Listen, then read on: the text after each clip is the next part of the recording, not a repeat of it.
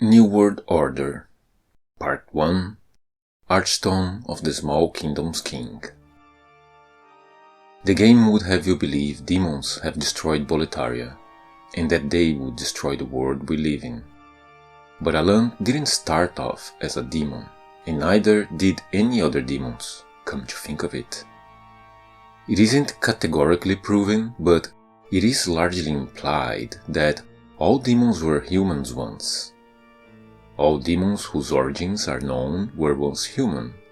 Alan and his knights, Astrea, the Maiden in Black, the Man-Eaters, and the other demonic creatures of Latria.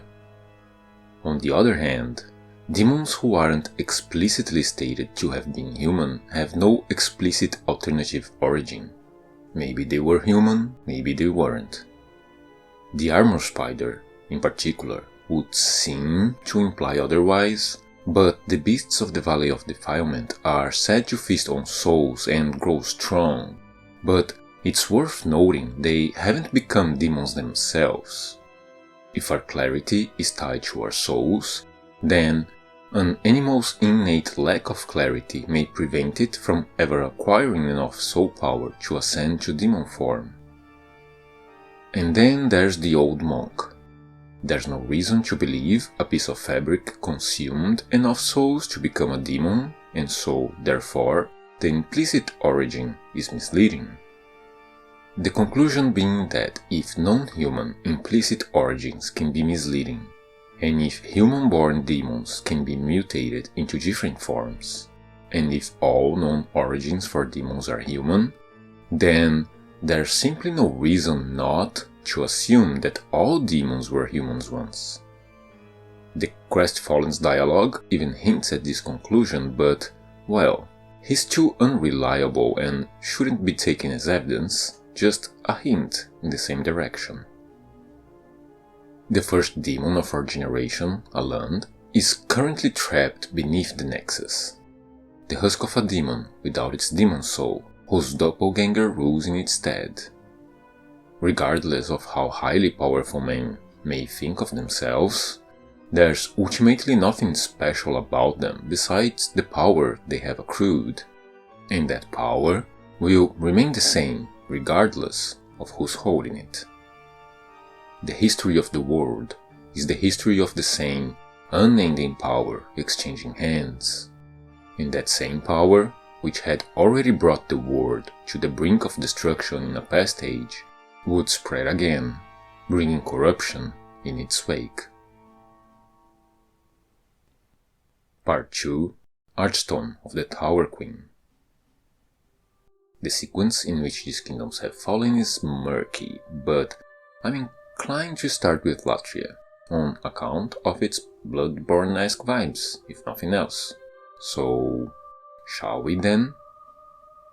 First, even though Latria is initially known for its queen, it is later revealed that she is now nothing more than a fool's idol and that the kingdom is ruled by the old monk. It is also largely known that the monk is but a vessel and the demon is actually the yellow garb he wears, although the origin of the garb is never explicitly stated. And the Archstone descriptions speak of a revenge the old man carried out against the queen and her family, but the reason for it is never specified. Now, the connection between Alan and Latria comes first and foremost through Rydell, who is not only blatantly nicknamed Little Alan, but his description of the king's retainer, who once held the key to his cell, implies Alan's fat ministers had official positions in Latria as well. And there's also the phosphorescent staff to be considered, which is said to have been stolen by Rydell from the Witch in the Sky. Given Latria's association with magic and the heights of the Queen's Ivory Tower, it is then implied that said witch is a reference to the Queen herself, meaning Alan's connection to Latria predates its coup. The Queen is described as having been a powerful sorceress, but that would only have been possible in the wake of the rediscovered soul arts. Everything else points to Latria and its Queen to have been deeply religious and to have abandoned their faith in favor of the study of sorcery at some point. First, it's worth mentioning that Latria's draglings employ miracles to both revive the doll and sustain the heart in the tower. Then, regarding the doll demon herself, who stands for the queen, it should be noted that she is currently located in a cathedral whose window panes depict her as a saint holding a dagger, which, in turn, is implied to be Babysnail, a plague-ridden dagger found behind her altar. Freck wields the same dagger, and his robes plainly state in Japanese that he was a saint once, reinforcing the notion of the faithful converting to sorcery and creating a pattern that includes the queen. Also, the association to plagues may indicate she pilgrimaged to the Valley of Defilement and, much like Astrea, lost her faith somewhere in that accursed place. An assumption that is possibly supported by Freck again, given his clothes are explicitly described as being filthy. There's nowhere more lousy with plague or littered with filth than the Valley of Defilement, is there? All this indicates the old monk's quest for revenge was a crusade of sorts. With the kingdom fallen to demons and its faith falling from grace, he staked everything on the power of the yellow garb. But, alas, as the famed quote goes, beware that, when fighting monsters, you yourself do not become a monster. For when you gaze long into the abyss gazes also into you. Another important character from Latria is Mephistopheles, a member of the Golden Mask Society, which serves to further implicate Alan in the downfall of her kingdom. For starters, the Golden Masks are arguably reminiscent of the monk's yellow head wrappings, although this is admittedly quite circumstantial. But she also wears the Talisman of the Beast, which clearly connects them to the Old One and its demons, Old Monk included. That talisman, being able to cast both miracles and spells, reflects the yellow demon's soul, which can be used to acquire both kinds of magic, and also the transition Latria went through, moving between saints and sorcerers. More noteworthy, though, is the fact she casts Soulsucker. This spell, emblematic of the practices instituted by the old monk, could have been taught to them by either Alant or the Maiden in Black, and the answer to the question of who among those two taught them that spell is a resounding yes. You see, Alan is more likely to have instructed them in such ways, given the secretive and reclusive nature of the Monumental and the Maiden in Black. But since Alan had been originally recruited by the Monumental, then he is likely to have imparted such knowledge on the Monumental's behest. To further corroborate this dual origin, we should consider the Ring of the Accursed and the Foe's Ring. The former is worn by Mephistopheles and could indicate a connection through Rydell, since this ring was the mark of criminals and Rydell was a career thief. And the latter is given to us by Mephistopheles upon completion of her quest, and not only it further connects her and the Golden Mask Society to the Old Monk, giving this ring benefits Black Phantoms, but it is also explicitly stated to make a matching set with the Friend's Ring, which is given to us by the Monumental. All of which implies the Golden Mask Society served as liaisons, first between Alan and the Queen, and later between Alan and the Old Monk. And Alan's involvement in this anti-religion crusade should come as a surprise to absolutely no one, right? I mean, he'd naturally have a lukewarm opinion of the church at best, with him being a demon and all. When the Nexus worshipper of God says she lived beneath the castle, that might even indicate a possible lack of favor from the king toward the faithful in his own kingdom. Finally, This theory provides an answer to one last question. How did the yellow garb come into the monk's possession? The garb may be sentient, but it's never implied to be self-animated. It's kinda hard to imagine it dragging itself across the land to find a new host or something like that, so a lamp becomes the prime candidate for its origin, considering the previously listed connections and his direct access to the Old One and the Nexus. So I guess this is fantasy trickle-down figurehead politics? Kings, queens and usurpers. Nothing but puppets, the lot of them. Part 3 Archstone of the Borrower King. Myth will tell you the dragon god was created from the bones in the dragon cemetery, deep within Stonefang.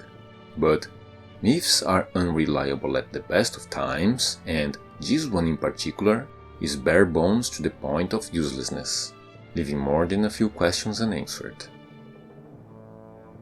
Okay, first of all, we should remind ourselves of the passage of time I explained in the previous video, which happened between the moment we first entered the fog and possibly got a fistful of Dragon God to the face, and the moment when we wake up in the Nexus and begin the game proper.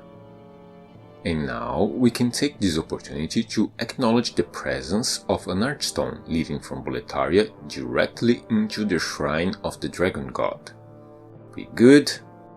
Good. So, long story short, I believe that, just like in Latria, Alan had made a demon out of Stonefang's ruler, who is conspicuously unaccounted for, I might add. Latria and Boletaria constitute precedents for both the purposeful creation of demons and regional rulers becoming archdemons themselves. And the Flame Lurker likely corroborates the former, if not necessarily the latter. Both the Flame Lurker and the Dragon God have been here since ancient times, but if the Borrower's ancestors worshipped dragons, then it makes no sense for the legendary Big M to be killing dragons with his bare hands in Stonefang. Unless, of course, if those killings were sacrifices. This explains both the presence of the dragon-killing Flame Lurker in a dragon-worshipping place and the origin of the Dragon God. The harvesting of souls should be the primary means for the creation of demons, after all. Big M's weapon of choice may even hint at him having been an acolyte, given its name and faith requirement, and the shape of the gauntlets themselves is reminiscent of the Old One, that is, God, both in its literal form and its depiction in various talismans, which is apt for a scenario involving the creation of an archdemon, wouldn't you say? Another relevant factor is the placement of the ballistae in the temple. It's possible their original mundane variant was installed prior to the archdemon's creation, but those would have been largely ineffective, and since they were located right in front of the Dragon God, that means he likely allowed both the original ones and the later upgrade to a magical form. And following the theory I just presented, a ritual involving a willing host being transformed into a demon would make said demon more likely to have agreed with this arrangement, which would have been placed as a failsafe in case they ever got out of control. In the face of their apparent moonlight power source, those magic siege weapons could be associated with Latria at first glance. But the Shrine of Storms is also associated with magic. First through its dark moonstones, and second through its fluorescent waters mentioned by the sticky white stuff and the island's Archstone's Japanese descriptions. This fact, combined with the ballistae's jagged harpoons, which are evocative of the spears wielded by the Phalanx, which is most likely made of Ulan's tribesmen from the Shrine of Storms, means this route provides an alternative origin for the magic ballistae, or at the very least an origin to be considered in conjunction with Latria. keeping in mind, of course, that Ulan served Alan, who had a literal direct connection to the dragon god. If this theory is true, then the king is, in all probability, the one who became the dragon god. The objective is befitting of his status, the scope of the endeavor would likely require his approval, an eternal god king would explain the glaring lack of a Stormfang's ruler, and along with Latria and Boletaria, this creates a pattern that simply cannot be ignored. Part 4 Archstone of the Shadowman's Priest.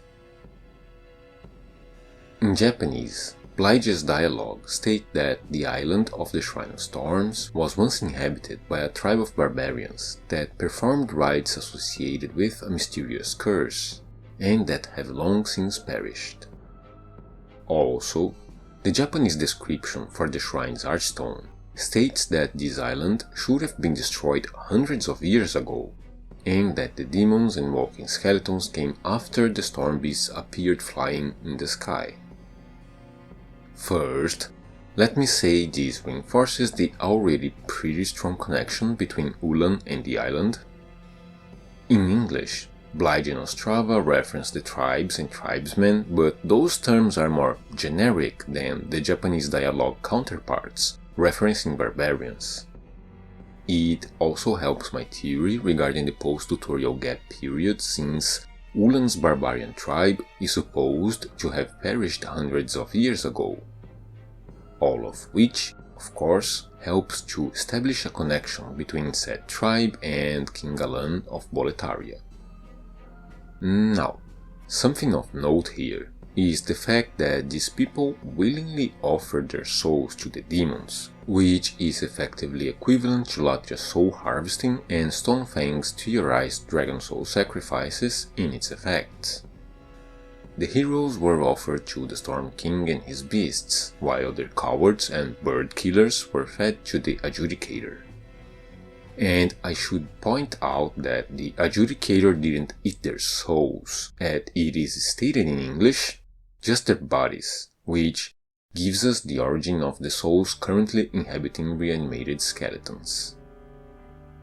Just like before, I believe this scenario establishes a mirror to Latria and Stormfang, with this land's ruler being turned into an archdemon under the influence of Alan.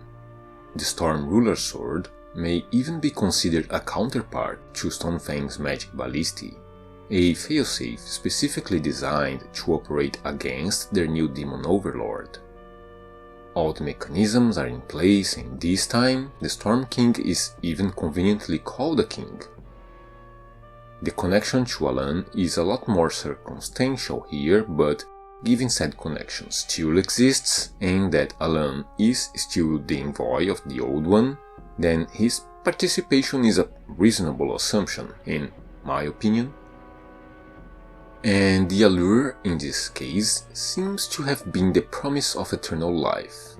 This is exemplified by the miracle's second chance, transposed from the soul of the old hero, which indicates they may have developed such techniques in life during the period when they coexisted with the demons.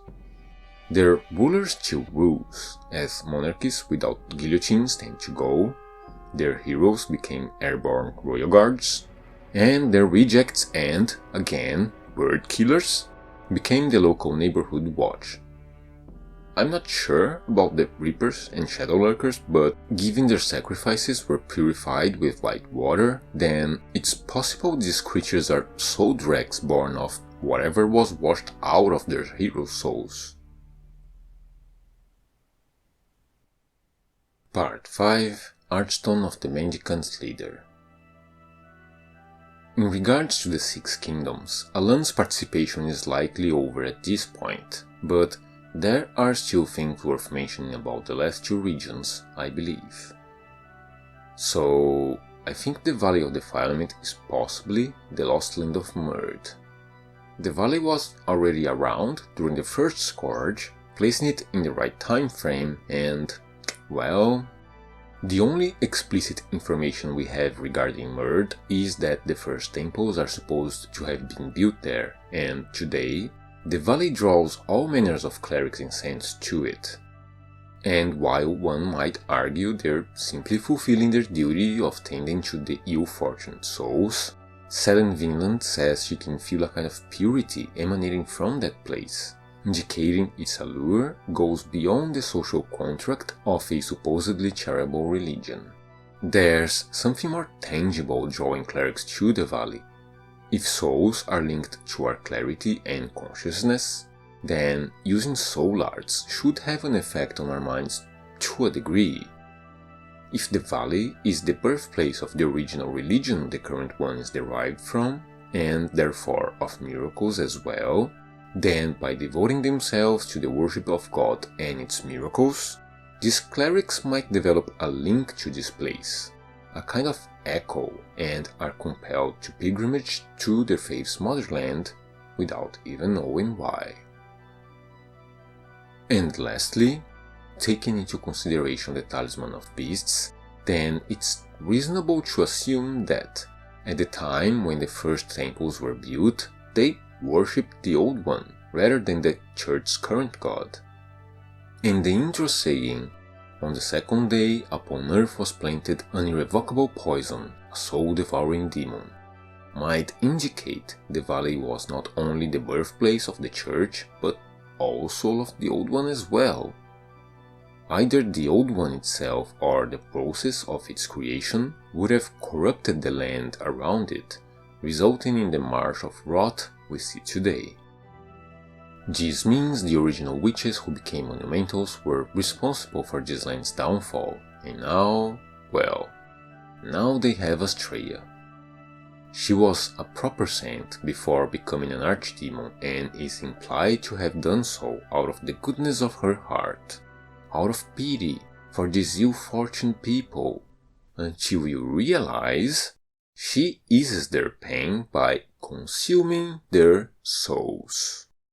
And I can't believe I have to say this, but mass euthanasia of homeless people shouldn't be the solution you come to. And don't pretend it's charity when the process results in massive personal gains to you, you privileged little shit.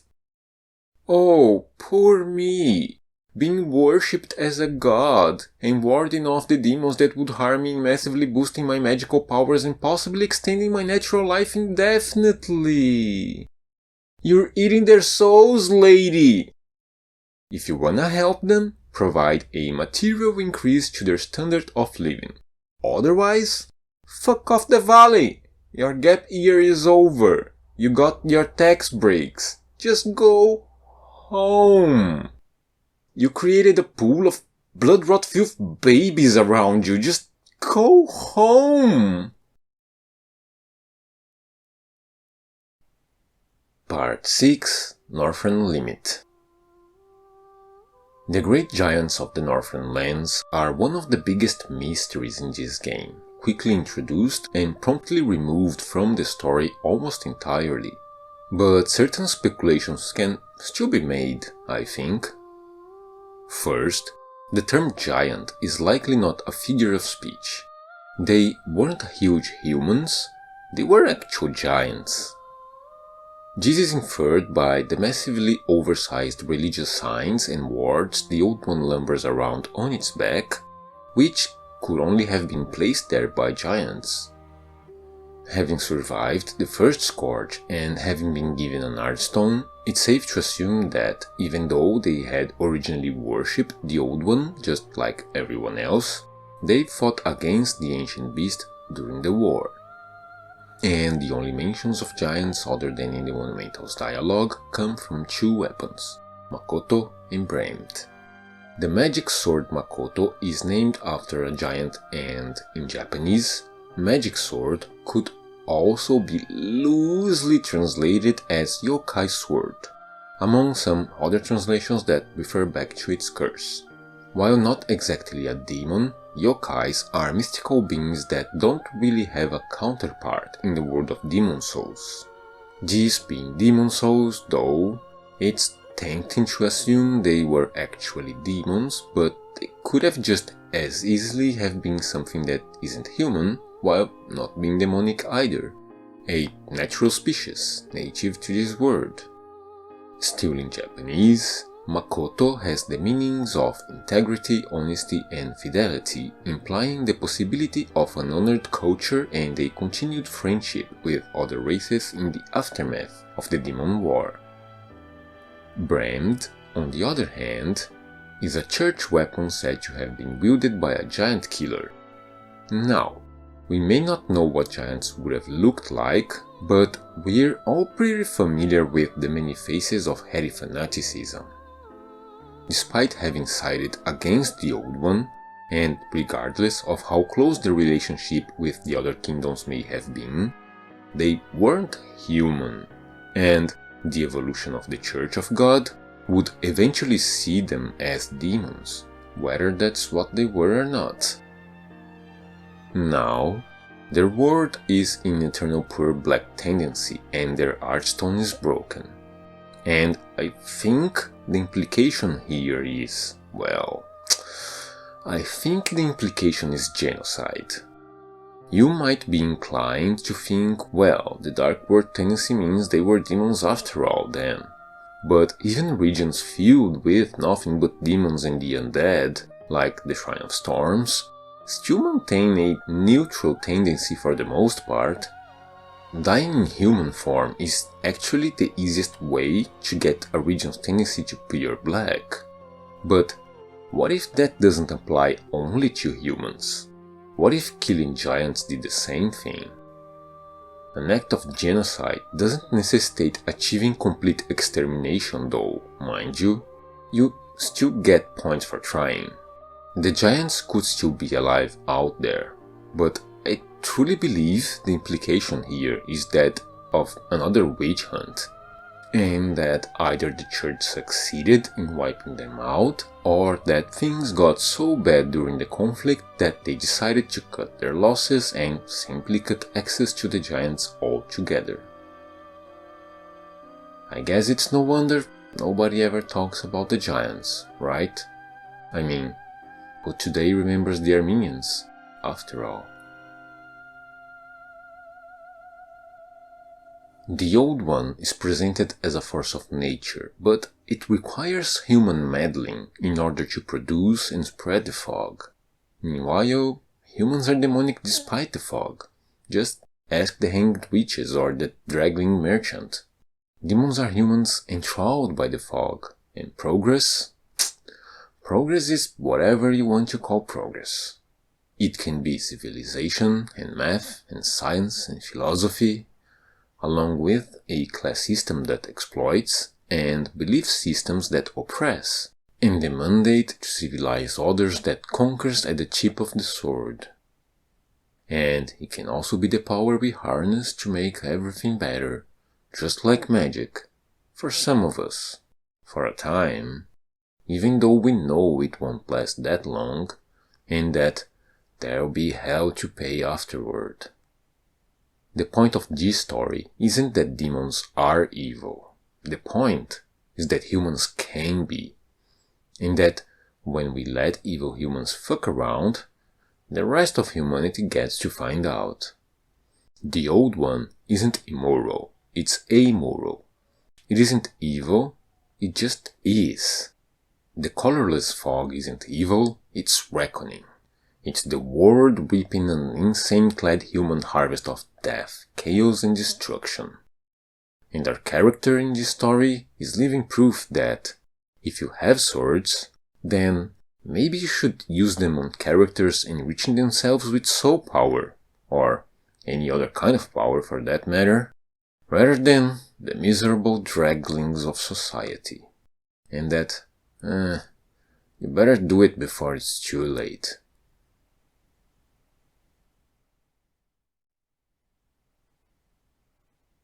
Okay, so this is the end of the Demon Souls series. Thank you for watching it to the end, and yeah, I think the first episode was the more traditionally lore hunting kind of project.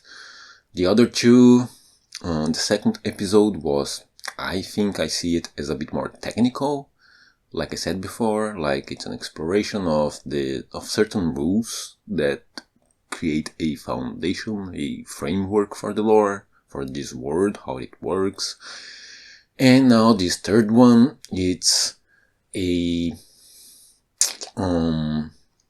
overview of the lore of the different regions, of the different nodes and kingdoms. The series isn't as in-depth and as my Bloodborne and Elden Ring and Dark Souls series because, I think that reflects the game itself. It is kind of a... what's the word? Proof of concept. It is kind of a proof of concept of that which would become the Soulsborne formula. The game is good, the lore is good, I like it very much, but it isn't as dense and elegant as Bloodborne or as sprawling and intricate as Dark Souls. So yeah, I think one could theoretically faff about and milk the content a lot, but in the end, I think this is kind of as good as it gets in terms of its exploration. I think I covered all the things that I personally found interesting, particularly the first one, the first episode. And yeah, that's that, I guess. Since this marks me covering all Soulsborne games, we still have the Elden Ring DLC to go, but I think the next step is something I had in mind for a long time now, which is making a video exploring the themes of Soulsborne games, of Miyazaki and his art, which are very interesting and very political, as it turns out. So yeah, we'll see how that goes. Thank you again for watching. Thank you, as always, to all of my patrons: Ethan Finlay, Sinclair Lore, Balan, Several Bets, Liu Vampire, Hoob Hall, Taylor Reed, Median Het Logan, Simon Ward, Derp, DeVoe, Garlus Goldmasks, and Brain Douche. Until next time, stay safe, and I'll see you around.